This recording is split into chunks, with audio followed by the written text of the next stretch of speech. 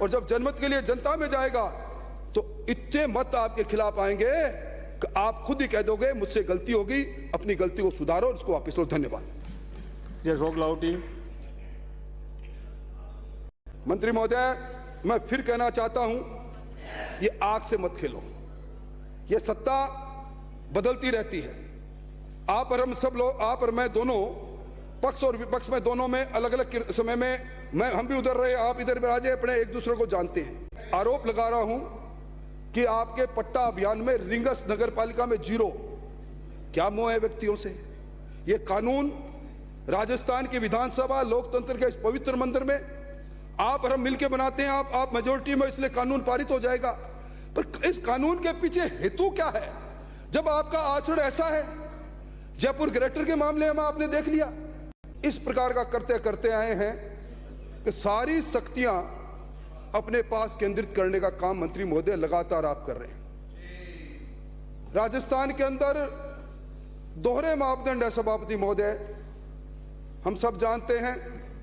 73वें 74वें संशोधन के माध्यम से स्थानीय निकाय और पंचायत राज संस्थाओं को स्वायत्तता की बात उस समय तत्समय की गई थी। और आज हालत क्या है? ये जो राजस्थान नगर पालिका अधिनियम 2009 है, इसके प्रावधान, इसके दोहरे मापदंड, अगर मंत्री महोदय की आंख में किरकिरी कोई बन जाए और विशेष तौर पर प्रतिपक्ष के कोई सभापति और प्रतिपक्ष के कोई पार्षद, तो इसी अधिनियम 2009 की धारा 39 उसमें धारा 24 और धारा 21 का बहाना बनाकर आप तुरंत निलंबित करने का काम करते हैं।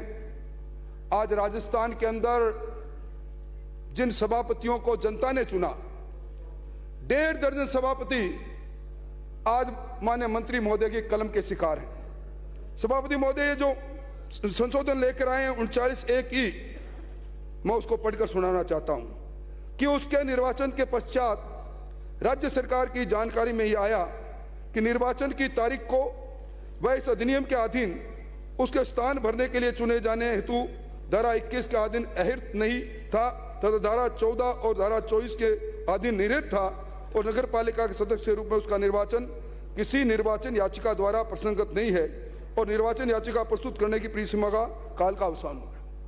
यानी एक और सभापति महोदय, सिर्फ अगर कोई प्रोग्रेसिव संशोधन होता तो मैं भी स्वागत करता। सिर्फ और सिर्फ चुने हुए प्रतिनिधियों को चुन चुन कर किस प्रकार अपदस्थ करें। और मैं निवेदन करना चाहूंगा मंत्री महोदय, आपने ये राजस्थान नगर पालिका अधिनियम 2019 की धारा 39 की धारा 1 के खंड C की तरफ मैं आपका ध्यान आकर्षित करना चाहूंगा। कोई सदस्य अपने निर्वाचन के पश्चात राजस्थान नगर पालिका अधिनियम 2009 की धारा 14 धारा 24 में वर्णित प्रावधानों के अधीन अयोग्य हो जाता है या धारा 21 के प्रावधानों की पालना पूरी नहीं करता है, उसे उक्त आधार पर हटाया जा सकता है। सभापति महोदय, जो प्रावधान पहले से है उन प्रावधानों पर एक और सेक्शन 39 सब सेक्शन 1 के D के बाद E और इंसर्ट करके एक हास्यास्पद संशोधन है जिसको आज नहीं तो कल जब विधि वेताओं के सामने जाएगा तो मजाक उड़ेंगे। और आपने उद्देश्य और कारणों के कथन में क्या कहा है?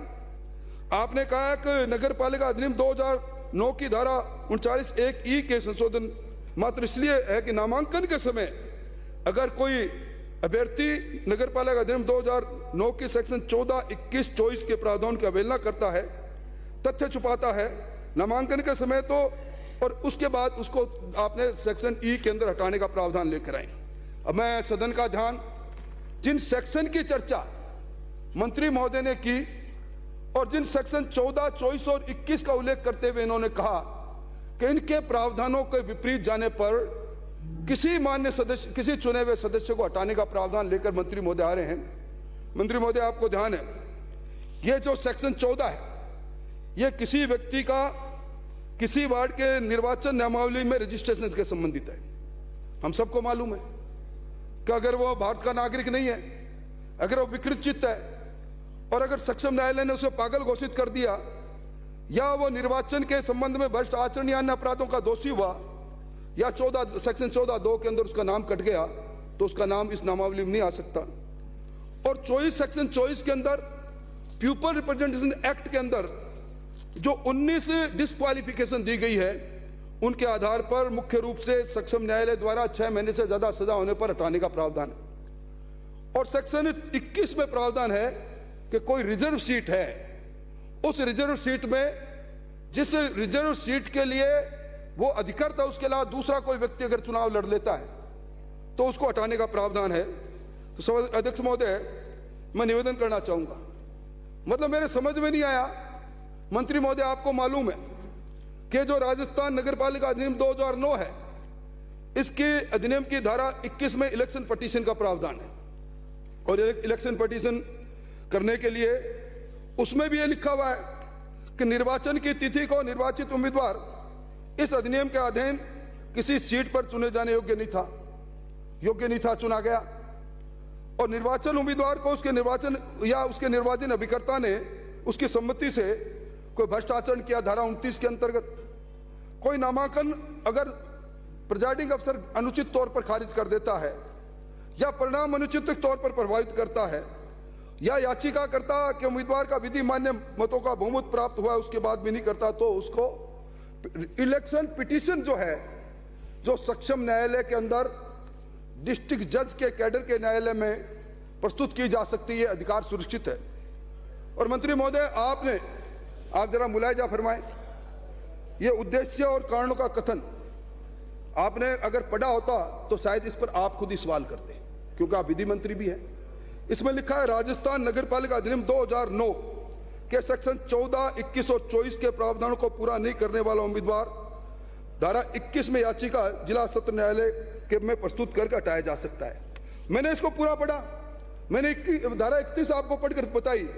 इस धारा के अंदर वो बातें तो लिखी है, पर इसमें सेक्शन 14, 21 और 24 का मंत्री महोदय कई प्रावधान नहीं है। I may be wrong, I wanted to be wrong, हो सकता है मैं गलत कह रहा हूं।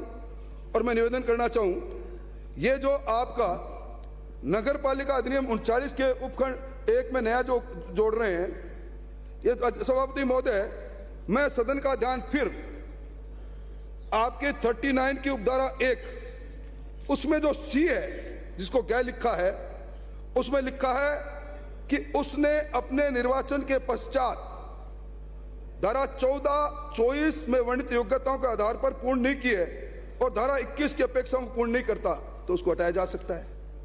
अगर आपको नामांकन की बात इसमें लानी थी तो एक अमेंडमेंट उसमें ले आते, काहे को इतने बड़े अमेंडमेंट लेकर आए।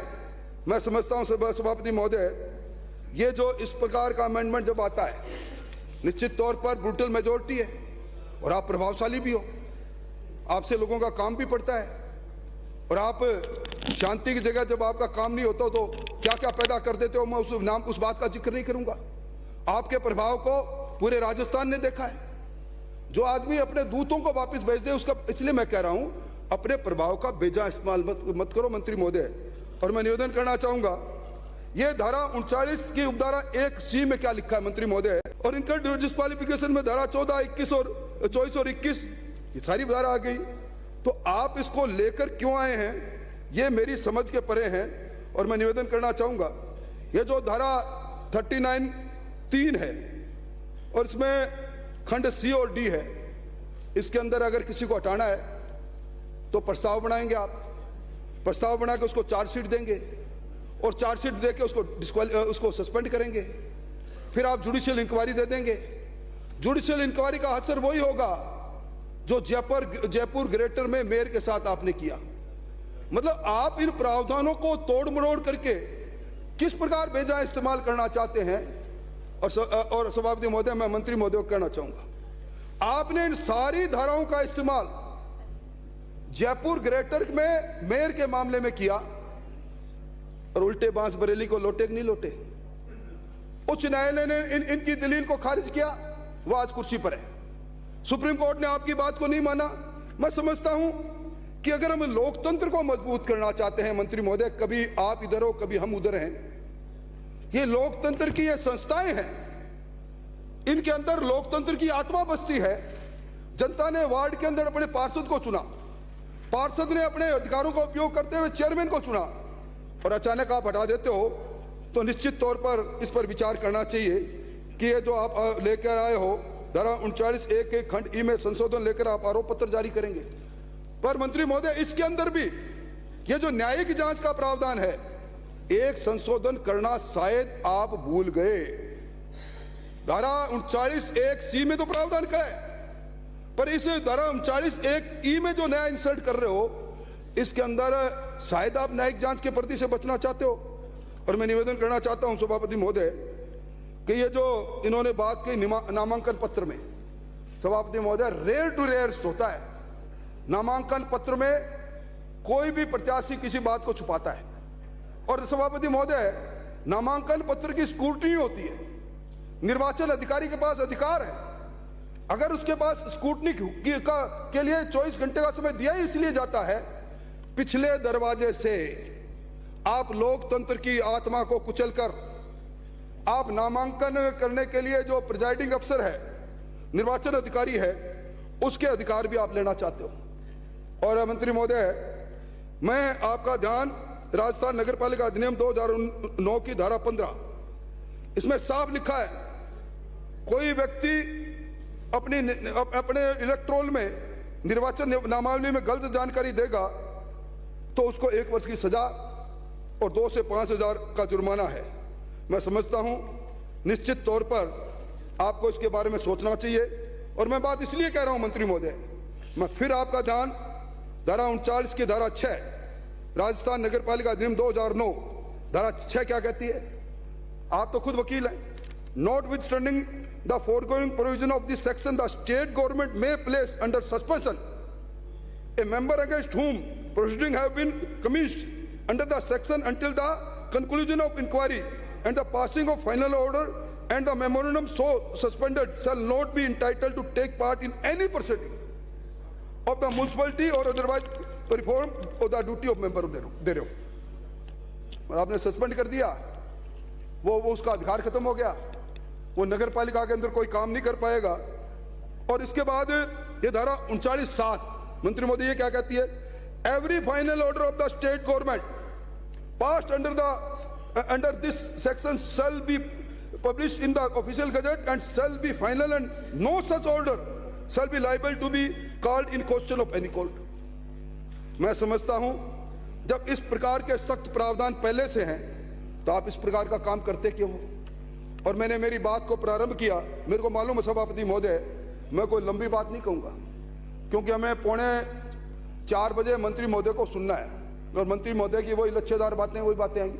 पर मंत्री महोदय कुछ तो देखो आप, हम किस प्रकार के परंपराओं और मान्यता को करके जा रहे हैं। सभापति महोदय, में एक मामला दृष्टांत के रूप में, मेरे पास 9 मामले हैं पर एक मामला दृष्टांत के रूप में आसन पर आप विराजे, इसलिए आपके जिले का ध्यान आकर्षित करना चाहूंगा। ये आपने आधा दर्जन लोगों को हटाया, सभापतियों को, पर ये रींगस नगर पालिका का अध्यक्ष अशोक कुमार कुमावत, मैंने एक ध्यानाकर्षण प्रस्ताव भी लगाया। सभापति महोदय, 17/11/1995 को 3 संतानें थी। शिकायत हुई नगर पालिका अधिनियम 2009 के सेक्शन 24(17) के अनुसार अहर्ताई ने रखता था। शिकायत राज्य निर्वाचन आयोग के पास हुई, उन्होंने उपखंड अधिकारी को उसका जांच अधिकारी बनाया, और जांच के बाद नोटिस देके सारी चीज तलब करने के बाद 2 मार्च 2022 को यह जांच से प्रमाणित हो गया कि रींगस नगर पालिका के चेयरमैन के 3 संतान होना प्रमाणित हो गया। और उसके बाद 9 मार्च 2022 को जिला निर्वाचन अधिकारी ने सरकार को लिखा कि इनको अपदस्थ करो, और इनकी जगह पर हरिशंकर को विजयी घोषित कर दिया। मंत्री महोदय उस पूरी फाइल पर विराज गए, और ऐसे विराजे। और उधर से जब यह नहीं हुआ तो एक नगर पालिका अधिनियम 2019 के सेक्शन 31 में इलेक्शन पिटीशन हुई कोर्ट में, और जिला सत्र न्यायाधीश सीकर ने 27/7/2022 को रींगस के चेयरमैन के इलेक्शन को नल एंड वॉइड कर दिया, अपदस्थ कर। उन्होंने कहा कि हरिशंकर जो दूसरा था वादी, इसको विजयी घोषित किया जाए। आज तक आपने हरिशंकर को चार्ज नहीं दिया। मैं आरोप लगा रहा हूं कि आपके पट्टा अभियान में रींगस नगर पालिका में 0, क्या मोह है व्यक्तियों से? ये कानून राजस्थान की विधानसभा लोकतंत्र के इस पवित्र मंदिर में आप और हम मिलकर बनाते हैं, आप मेजोरिटी में, इसलिए कानून पारित हो जाएगा। पर इस कानून के पीछे हेतु क्या है जब आपका आचरण ऐसा है? जयपुर ग्रेटर के मामले में आपने देख लिया, मतलब एक छोटे से मामले के अंदर लेकर और मेयर को अपदस्थ करते हैं। मंत्री महोदय, मैं फिर कहना चाहता हूं, ये आग से मत खेलो। ये सत्ता बदलती रहती है। आप और हम सब लोग, आप और मैं दोनों, पक्ष और विपक्ष में दोनों में अलग अलग समय में हम भी उधर रहे, आप इधर राजे, अपने एक दूसरे को जानते हैं। मैं आपका मित्र हूं, इसलिए कहना चाहता हूं कि विकास पुरुष बनो, ये बात तो ठीक है। चूरू नगर परिषद का पैसा, अमृत का पैसा 32 करोड़ रुपए आप इसलिए लेके जाओ अपने कोटा के अंदर, अपनी वाह करने के लिए वहां पैसा लेके जाओ, और एक नहीं कई जगह का लेकर जाओ। वो कला आप उस वहां के चूंकि है इसलिए ठीक है, पर ये मत करो। शांति जी, आपके नाम पर राजस्थान के नगर पालिका के क्षेत्र में अशांति अशांति अशांति फैली हुई है। इसलिए सभापति महोदय, मेरी मांग है कि इसको जनमत के लिए जारी किया जाए, और जब जनमत के लिए जनता में जाएगा तो इतने मत आपके खिलाफ आएंगे कि आप खुद ही कह दोगे मुझसे गलती होगी, अपनी गलती को सुधारो, इसको वापस लो। धन्यवाद।